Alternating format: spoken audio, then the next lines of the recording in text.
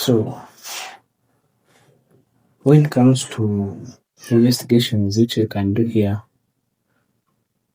for the case of Takotsubo Cardiomyopathy or the broken heart syndrome, the first one we do the ECG, whereby we find the ST elevated in the ECG. And when we do the echo, another one is called echo. So when we do echo, we shall find out what we call left ventricular akinesis.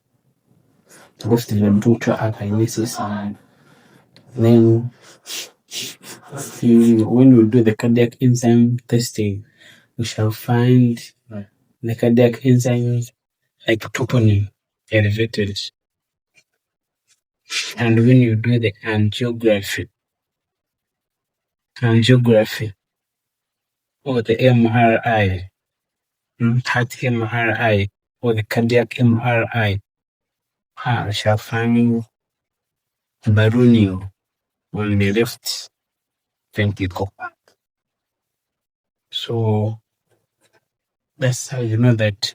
Another thing I'd forgotten about this, there is also in investigations there, we also check for the catecholamines. Catecholamines. And when you check the catecholamines, we shall find there is what we call elevated catecholamines, which is higher than in STEMI. So we can differentiate this.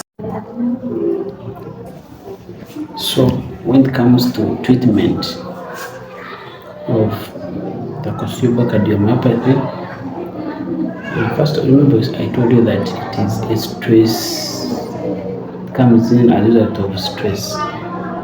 So first of all, have to make sure that that stress is reduced.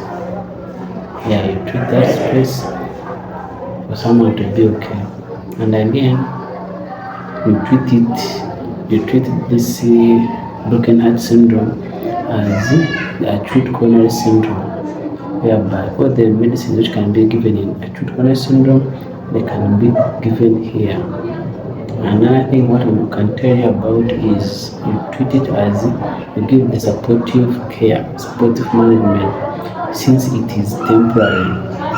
So to treat it as acute coronary syndrome, first of all, there are drugs you give. The first one you give acetylsalicylic acid.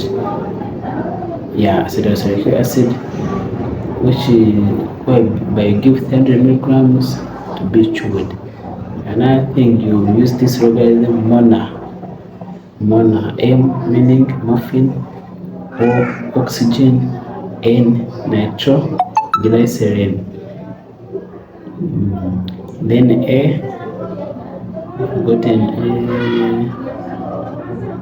but for the case of this, you give oxygen, you give morphine for pain relief, then you give simvastatin. Also give enoxaparin, which works on the fats. Then another drug which you can give here